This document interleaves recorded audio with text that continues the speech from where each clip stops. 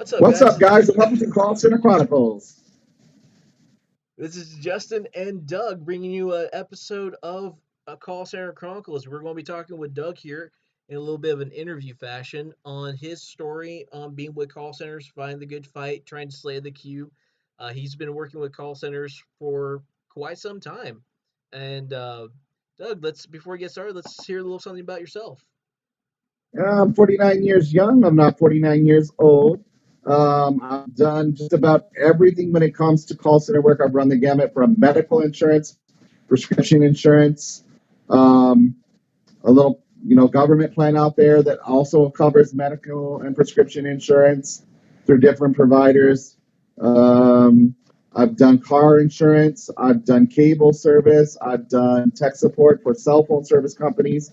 So you name it, I've probably faced it one way or another in the call center environment. That pretty sums everything up. I mean, I've done some web support, and man, I've had some really, really special callers on some of them. Especially one of my most favorite ones where they could not access the internet. It just kept saying, "Cannot display page at this time." Finally, come to realize they had returned their router and their modem back to their cable company. So they had no internet connection. They had no internet connection at all. So like, I can't help you get to our bank website if you don't have internet, and they want me to fix that. I'm like, I know a bitter thing about IT, but if you don't have a way to access the internet, I can't help you. You're kind of lost here. Yeah, you're going to have to go You know, back to your cable provider and get that again. remember remember when I had you write that down, when I told you that type of error was, and I had you write it down, right? Remember I told you that's an ID 10T error. Yeah, I remember that. Or PEPCAC. Do you remember when I tell you that? Oh man, that was so long ago. I barely remember that. So PEPCAC, problem exists between user and computer. Mm-hmm. And I've had Or quite a between bit of those where I'm at right now. And it's I want to say almost 90% of the time, maybe even 97 give or take, it is user error on that. I mean, I've had user error on my end before, and when I realized the situation, I corrected right away, but some of my callers, they don't do that. They really don't. They just continue to try to hammer the issue when it's just a thumbtack and you just got to pop it in, but they're trying to take a yeah, sledgehammer and mallet that sucker in. they don't know how to finesse it. No, they surely don't. Reminds me of you appreciate this. Reminds me of not so much a web support call, but it was a short sales call, and it was a federal judge whose home was in short sales. And you know how you have to authenticate your callers. And this judge was like, I don't have to identify myself. I want the information. I said, well, I have to protect the information, especially if someone who's a federal judge. So I'm not just going to give out information that's, private. He's like, well, you're going to do it because if you know who I am, I could cost you your job. I said, sir, I could lose my job by giving you this information without authenticating you. He's like, well, I'm a federal judge. He said, so this is how I handled it, Justin. I said, sir, you're a federal judge, correct? He goes, yes. I said, you follow policies, procedures, and protocols in your courtroom, correct? Yes. You're not allowed to step outside those policies, and procedures, and protocols, correct? No, I wouldn't. And I said, your bailiff has to follow, your court reporter has to follow, the attorneys have to conduct themselves in a certain manner, right? Because, yes. I said, we have protocols, policies, and procedures. Can I get your name, your address, and I think the last four numbers on your, something like that, so I can authenticate you. He goes, I'm still not doing that, and you're going to do it because my federal judge. I said, sir, and at the time, I believe Obama was in office. I said, you could be the president of the United States, and I'd be asking you for this information. Exactly. I mean, I could have the president of the United States call in, and if I can't verify a person to an account they're calling in, I'm not going to give them any information. It doesn't matter if it's with a bank, a cell phone provider, a television provider, cable provider, does not matter. We all have to follow state and corporate guidelines on account verification. We just can't release information just to anybody. Correct. Then there was this time when I was doing a cell phone service call, someone had a dispute on their bill, right? And they're like, I didn't use all that internet. This is back when we didn't have all these unlimited plans, or you got charged for overage. I didn't use all this internet. Da da da da da da da. And I go start going into the download history of this guy. I said, "Oh, I see you played Bejeweled. You like that game?" And he's like, "Yeah." And I'm like, "Okay, so you play that a lot?" He goes, "Every day for hours at a time." I said, "Well, every time you access that game, you're accessing the internet. You used it. We're going to have to charge you." Exactly. And he's like, "Oh." So, it's like you shared with me before. You give them sometimes enough information to hang themselves. Yep. Yeah. And it's like with me when I have to deal with a potential fraud dispute, I'm going to ask them questions, and this is where my detective hat comes on. I'll ask them one question, and then I'll go through the rest of the call itself and come back to that same question, see if they trip up. Because I need to know if they're just fishing for more money or if this is an actual fraudulent transaction. Especially when Exactly. my favorite issue is is when they want to dispute an ATM transaction. Just because you're not going to be able to access something through the ATM without the PIN number. Exactly. And I've tripped some of these people up and tell them, well, I can get you in contact with our claims division. They will more than likely have to have you do a police report. The police are going to get the security footage camera from that ATM. ATMs have security cameras on there. That's when the line goes silent, and I kid you not, I've had this a few times. There's cameras on the ATM? What, they don't get that? I'm like, Oh my yes, God. there's cameras on the ATM. Um, I don't need to file a claims dispute. I withdrew that $200 or however much it was, Yep. $15, So, $200, whatever it was. I'm like, okay, thank you for calling. Have a nice day. yeah.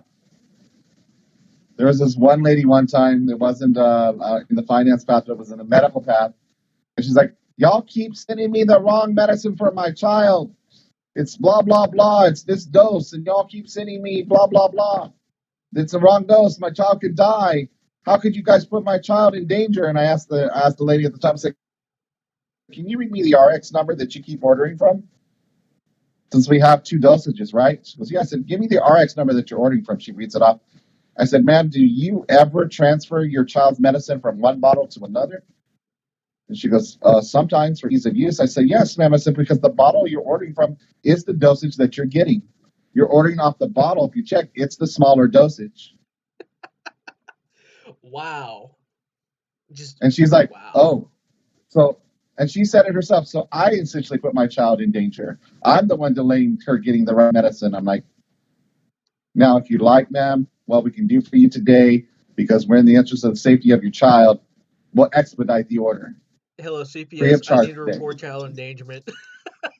Yes, yes, because Wow. we care about your child. We'll send the order out overnight. We'll overnight it. And by the way, since I had already figured this out, we came to this conclusion, ma'am, as we were talking. I made arrangements for you to pick up a 3-day supply at the pharmacy at no charge. Ka-ching. People Killed the Q, are baby. special. Bop, bop. People are special. Yeah, we were endangering the child. How could you endanger my child? That's a I special Karen, I'm telling you. I love the ones that like to blame the call center reps for their mistake. Those are always the nice ones. And we don't have to deal with these Karens or Chads face to face. The people I feel bad for are retail workers at Big Blue Box Store, the Bullseye Store, fast food Oh, yeah. restaurants, police Yep. officers. Oh my gosh. And in the end, the police officers are the ones that might have it a little bit easier because if they throw a hissy fit and attack them, well, they're going to jail. But if they do that at the store, the employee can't do anything except just back away, put their hands up, and make sure the security camera catches it. I've seen Yeah. too And many of take those the videos on beating. YouTube. Yeah, that'd be fun for us to do. You know what we could do sometime? We could do together. We could do a reaction video of us watching public freakouts in places of business. That would be Yes, a good collab. that would be. Hey, everyone who wants to see us do that, put comment in the comments down below if you guys want to see us do that. We'll get a let's Oh, see. and I gotta say this. What's a good like Hey, goal? I want to role play with you, Justin. I want to role play with you real quick. I want you to think back to a time when we both worked at the same call center Okay. and we had been partners. I sat literally 2 chairs down from you. We Yeah, kept you. killing the queue. We jumped and jumped and jumped. And then one day I came up to you and I had a form and I set it down on your desk and I said, "Hey, I need to talk to you about this call you just took." They said, "Okay."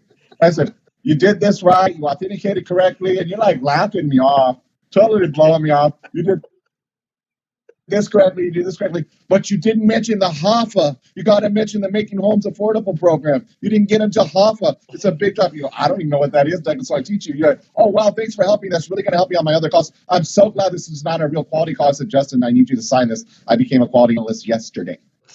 I remember that. I so remember that, Yeah. man. Oh my gosh. Woo, that was insane. Because I think I was gone for a couple of days. I think I'd taken a little time off just to enjoy myself, and I come back and find out you've made QA. At that moment, I'm like, what? Are you serious? Yeah. Oh man, that I was remember because everybody's scores were going down a few notches. Yeah. Because I was being such a stickler on stuff and people were starting to complain, "Doug's too tough. Doug's too tough." I was like, "No, I'm just fair." no. He's doing his job. He's doing his job right. Yeah, The I other was just teaching, QAs, no educating. offense to them, they'd been there so long, they just gotta relax with it. Yeah, and then do you remember? I'm not going to mention the CSR's name, but remember how we used to work Saturdays? Oh yeah, I remember that. And remember that one Saturday when the server went down and that CSR fell asleep, and so we knew we weren't going to get any more calls, and we turned off all the lights, and we all went into the break room and made him think we were coming in for the next day. Oh, that was so funny. So he thought he slept the whole night. I Oh yeah, that remember was that. great. That was funny, man. Those were the days. I swear, those were the days. I mean, I was still fresh out of high school. It was like a year after I graduated, but I mean, Yeah, man, those there was those were never a funny day you didn't times. come in wearing some sort of cami. There was never a day that you didn't come in wearing some sort of camouflage, your little tag with Govea right there, and a Call of Duty shirt or a Halo emblem, something like first person shooter. Something I like that. guaranteed. Yeah, you were guaranteed. Remember, Oh yeah, I do. Especially we were when I both a worked lot skinnier security, back it then felt too. so comfortable when I was wearing that stuff because it was like, man, it feels good to wear this again. And Yeah, and when I was working there at the call center, I'm they're sure like, you when need you to were, wear something a little more professional. I'm like, this is kind of what I wore all throughout high school. So yeah, you said casual. We weren't like business casual, so I don't know. right. You know, if someone were to take exception with you doing that, I would have said, "Hey, 2 seats down is a guy who wears a Heineken shirt every day. Talk to him." Yep. I mean, oh But man, especially when we started working on Saturdays, you never knew what someone was going to come in wearing. I remember someone coming in wearing a torn T-shirt, so a pair of jeans and flip flops. I don't know how they got away with it, but they got I away with it. remember the chocolates. Uh huh. I remember the chocolates. Or the one that was even better, funnier than that, was the one who came in wearing the adult size onesie that brought the blanket and the pillow. Oh yeah, I remember that way too well. I think they slept that day. I mean, An we adult didn't get a size lot onesie of zipped up the front calls. with a blanket and a pillow. Oh my gosh. Why we opened Yeah. up on Saturdays, I don't know, because we didn't have the call volume that we did working Monday through Friday. We didn't. We wait, what, 15 minutes between phone calls. Sometimes even longer, sometimes even an hour. And if correct me wrong, we only worked 4 hours on Saturday, right? Mm, No, I think we 6 opened to 2. 9 to 12, I believe. So only 3. I Anyway, I remember it was a shortened, like it was like a half a day. It was a half light a day day, thing, yeah. and we didn't take very many calls, so that's why Saturday was easy work. Easy work on Saturday.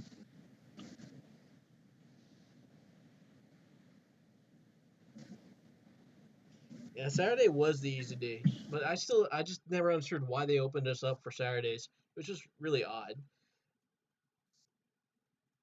Now I think we that gotta one do of the this funniest again. predicaments you would find yourself in. Yeah. Go ahead. I was going to say we gotta do this again with some reaction videos and tech support calls. We got to talk about some tech support videos in the next video itself. We can. I'm gonna just say one last thing. That's kind of a humorous thing. I remember being customer service frontline for a cable service company, and the people who would come in and try to dispute their pay per view, Lovely. especially the pastors who had watched the pastors' wives calling in on the pastors who had watched a bunch of porno. Oh man, I had that on a web support call once, and the name itself from the website, as a customer service representative and conducting myself professionally, I could You not already say knew, the name. I could not say it, right? and I I placed my caller on hold. My supervisor looked at it. They laughed and they're like, "Well, I'm not sure." At that moment, one of our QAs came in and she looked at it and she's like, "You guys are serious?" I was like, "Yeah, I don't feel comfortable saying this because it doesn't sound professional." And then she's like, "Well, you kind of have to." As she's got a grin on her face, you kind of have to. As she has a grin, I'm like, She wants to see how this plays out. "Yeah." Yeah, So I let's see turned how to my this plays out. supervisor and I asked, "Boss, can you take over?" And he looks down and he looks at me. "Yeah, I'll take over." Sits down at my desk, puts my headphones on, and takes the call and says, "Hello, my name's so and so. I'm the department supervisor. I will be assisting further with this call because I just did not feel comfortable handling that web support call anymore." I think the way I handled, because I was good at thinking outside the box.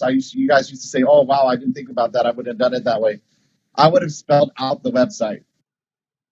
I don't think I could have spelled the website out.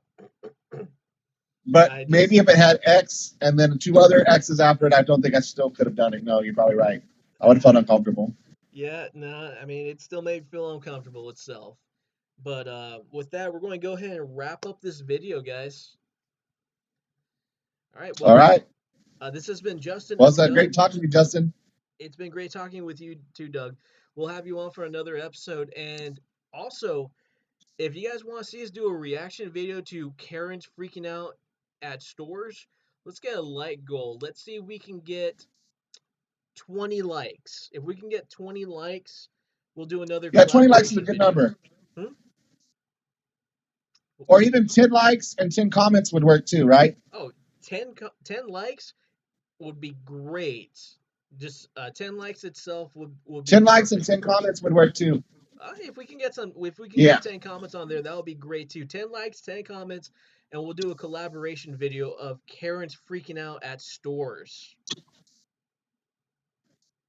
Sweet. right, I look forward to it. same here. All right, guys. Until then, this has been Justin and Doug with the Call Center Chronicles. And remember, my fellow call center warriors, kill that queue. Kill that Q.